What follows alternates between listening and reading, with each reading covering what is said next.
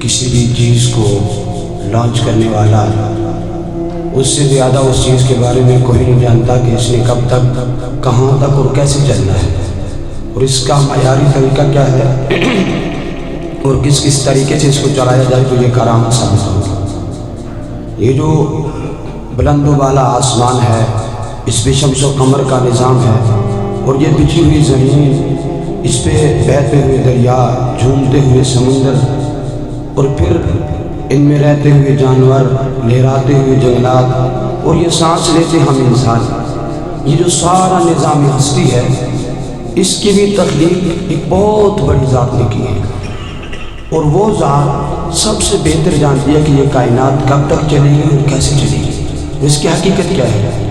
اس ذات کے ہاں اس کی حقیقت وَمَا الْحَيَاةُ الدُّنْيَا إِلَّا مَتَاعُ الْغُرُورِ، دنیا سوائے دھوکے کے سامان کے کچھ نہیں۔ یہ پانی کا بلبلہ ہے جو دھوپ کی تپش برداشت نہیں کرتے ہوئے یہ پھٹ جاتا ہے۔ یہ شبنم کے قطرات کی طرح ہے جو دھوپ پڑتے ہی زمین کے اندر جذب ہو جاتی ہے اور کچھ پھٹ جاتی ہے۔ اس شخص کے لیے واقعتاً انسان، یہ دنیا جو ہے خسارے کا سامان ہے۔ جس شخص نے دنیا کو دنیا کے لیے کمایا، اس نے پیسہ بھی کمایا، دولت بھی کمائی، سب کچھ کیا، لیکن جیسے ہی اس کی روح پرواز کرتی ہے، اولاد بھی یہاں رہ جاتی ہے، دولت بھی یہاں رہ جاتی ہے، مال و متاع بھی یہاں رہ جاتا ہے۔ اس شخص کے لیے واقعتاً افسوس ہے کہ جس نے دنیا کو صرف دنیا کے لیے کمایا۔ وَمَا الْحَيَاةُ الدُّنْيَا إِلَّا مَتَاعُ الْغُرُورِ۔ ہاں، اس شخص کے لیے دنیا دھوکے کا سامان نہیں ہے کہ جس نے دنیا کو آخرت کے لیے کمایا، محنت کی اس میں اللہ کی رضا کے لیے، اللہ کی رضا حاصل کرنے کے لیے اس نے دنیا کو کمایا۔ دنیا کی زندگی کی مثال یوں سمجھیے کہ ایک شخص کشتی لے کے پانی کے اندر چلاتا ہے، وہ سارا دن چلتی رہتی ہے، اس وقت تک چلتی رہتی ہے جب کشتی بذات خود پانی کے اوپر ہوتی ہے۔ جب پانی کشتی کے اندر داخل ہونے لگ جائے، اس وقت سے اس کا زوال شروع ہو جاتا ہے۔ ایسے ہی جب انسان دنیا کے اندر اس قدر مگن ہو جائے کہ اسے اللہ بھول جائے، رسول اللہ بھول جائے، دین بھول جائے، اپنا مقصد بھول جائے، تب سے انسان کا زوال شروع ہو جاتا ہے۔ اسی لیے اللہ تعالیٰ نے کہا سابقوا الی مغفرۃ من ربکم وجنۃ عرضھا کعرض السماء والارض۔ اے لوگوں، یہ دنیا عارضی ہے، کچھ نہیں ہے اس میں، آپ اللہ کی بخشش اور اس جنت کی طرف سبقت دے جاؤ، دوسرے سے آگے بڑھ جاؤ جس جنت کی چوڑائی آسمان و زمین کی جیسی ہے۔ یعنی ایک وسیع رقبہ ہے، وسیع جگہ ہے، اس کے لیے آپ کوشش کرو۔ یہ دنیا تو کچھ نہیں ہے، یہ اس کے لیے ہے۔ یہاں ہم جتنی کوشش کر رہے ہیں لیکن ہمیشہ نہیں رہ سکتے، یہ زندگی ہمیشہ کی نہیں ہے، ایک نہ ایک دن ہم نے اسے چھوڑ کے چلے جانا ہے۔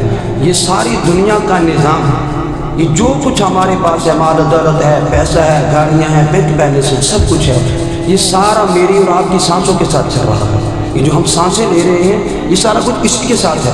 جس دن ہماری یہ سانس رک گئی، جس دن ہماری یہ آتے جاتے سانس کا جو سلسلہ ہے یہ رک گیا، تو ہماری دنیا یہی ختم ہے۔ ہمارے موبائل بچوں نے لے لینے ہیں، لیپ ٹاپ بیٹیوں نے لے لینے ہیں، جو کپڑے ہیں یہ غریبوں میں تقسیم ہو جانے ہیں، جنازہ نکلنے کی دیر ہے، آدھے پونے گھنٹے بعد ہمارے گھر میں کھانا شروع ہو جائے گا، ہفتے بعد 2 ہفتے بعد لوگ ہمیں بھول جائیں گے، ایک وقت آئے گا اس قبر میں ہم دفن ہیں، ہمارے آنے والی نسلوں کو قبر تک بھول جائے گا۔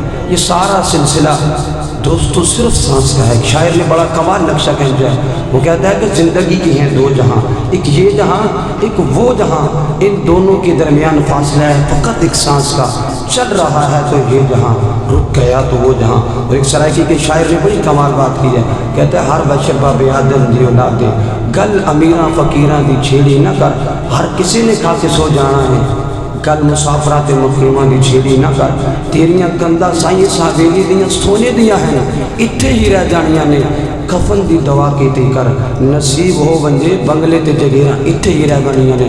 اللہ تعالیٰ ہمیں جنت الفردوس حاصل کرنے کے لیے دنیا میں کوشش کرنے کی توفیق عطا فرمائے۔ اس رمضان، اس بابرکت مہینے میں، بابرکت ساعت میں زیادہ سے زیادہ محنت کر کے ہمیں آخرت کی تیاری کی توفیق عطا فرمائے۔ ھذا ما عندی واللہ اعلم بالصواب۔